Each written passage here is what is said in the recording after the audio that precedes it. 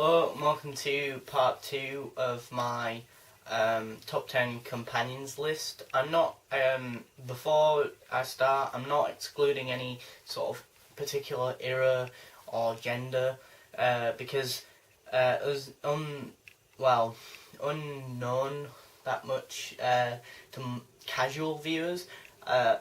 Even though most of the companions are female, some of them are male, but I'm not excluding any of those male companions, so I don't think just because most of the casual viewers just assume that most of the that all the companions are female, and therefore I'm just going to do a top 10 list of all female companions. Quite a few of my companions are male characters, so yeah. Before I get into 5 to 1, which is of this part 2. I'll do a recap on part 1 if you missed that or you can't remember. In at number 10, K9, 9, Liz Shaw, 8, Leela, 7, Adric, 6, Captain Jack. If you want a more in-depth, obviously, like sort of reasoning why I like those companions, head to the other video, my top 10 companions list, or my top 10 companions part 1. So as I say, I'll be going through 5 to 1 and giving you a kind of overall summary and reason why I like this companion. In at number 5 we have Ace. If you're not familiar with Ace's character, she's basically like the main companion of the 7th Doctor, who is played by Sylvester McCoy. Ace is a really cool character. She kind of embodies and embraces a lot of the youth, I think, of that era, of sort of just the era and culture of that time. And so I think she's really good at engaging with the audience, really. You know, even though I'm, older and haven't grown up in that era, or younger than people who grew up in that era, and that I can still appreciate that character and I really think she would have embodied that sort of youth back then. She has a costume like a biker leather jacket kind of thing with the Ace like written on the back, and it's really cool typography and a plethora of badges and sort of and stuff on a kind of like leathery biker jacket like thing. She's like a tomboy, and she's really cool. I mean, she has to be at least in everyone's top 10 list, I think, personally, because I mean she goes toe to toe with the Dalek, with a baseball bat and an RPG in remembrance of the Daleks. So any companion who can do that is worthy of at least being in everyone's Doctor Who top 10 list. Not that everyone should have her in there. Also, this is a controversial topic, so I'd love it if you commented below your top 10 companions. What else? Also, apparently my friend said she was going to be a Time Lord, apparently later, or become a Time Lord, but obviously with the show cancelling, they never got round to doing that. But they had that idea, but they'd continued it in the Big Finish audios, so if you're really keen on that idea, you can still continue that sort of story arc. In at number 4, Donna, from the new series. I really like Donna. She's very down to earth, very average kind of character with like no special individuality of her own, really. And I think that's the beauty of her character. She's so simple.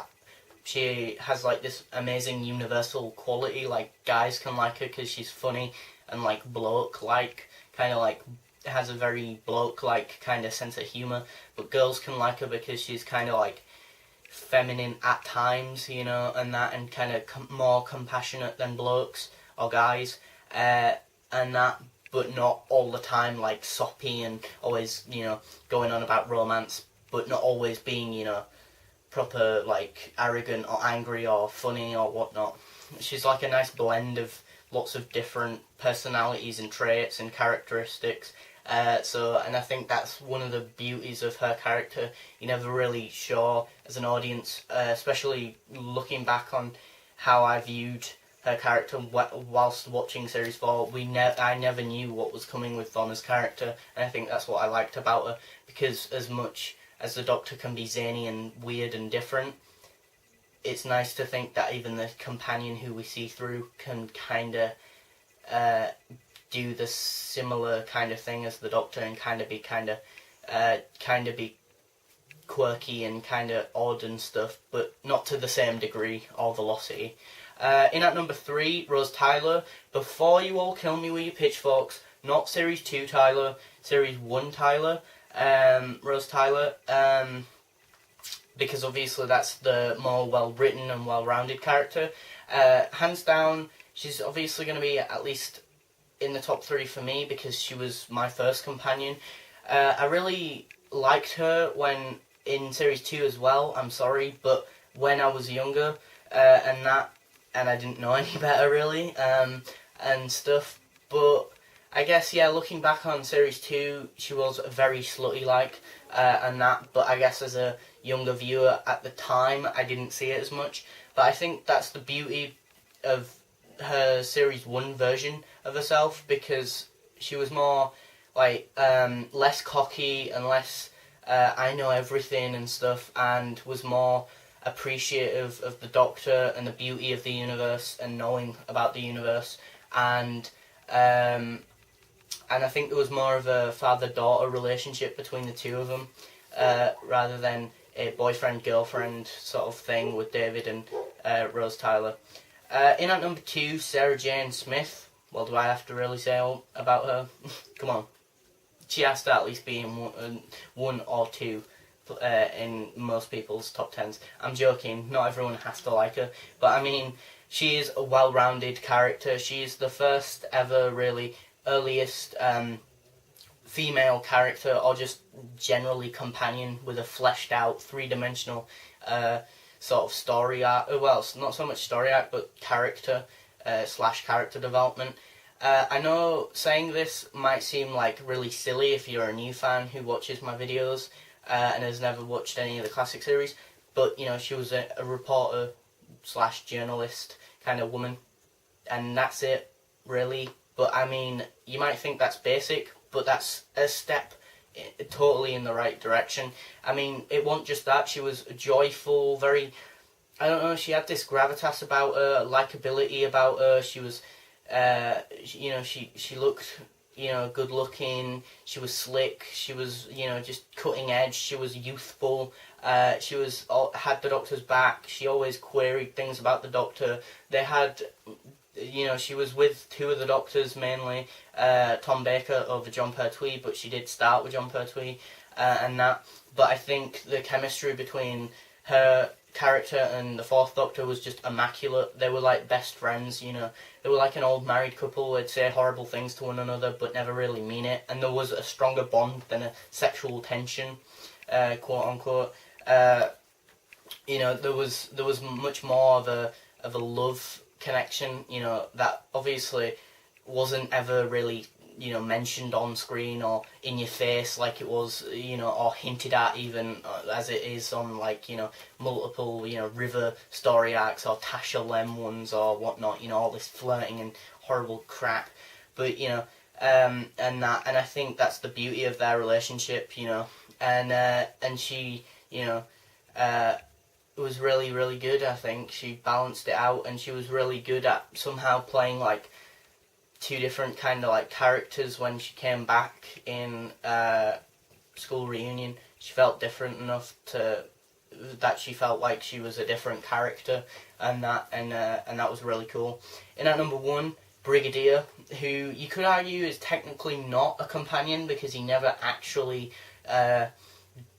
has an adventure with the Doctor, which is a shame, but I'm still going to count him as a companion because he has been with most of the Doctors, and whereas most of the other companions haven't. I mean, Sarah Jane has probably been the second one who has probably been with most of the Doctors, but Brigadier has been actually since the 1st Doctor to the 7th, but I don't think he was ever... He played a different character in the 1st Doctor story, but in...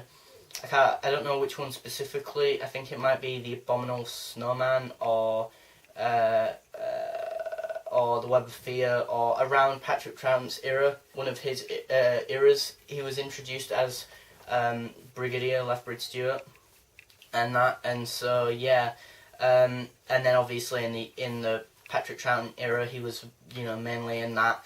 And then he was only in it every so often in sort of the other Doctors ones, you know. I don't know if he was ever in any Colin Baker ones, but I do know he was in Battlefield in the 7th Doctor one.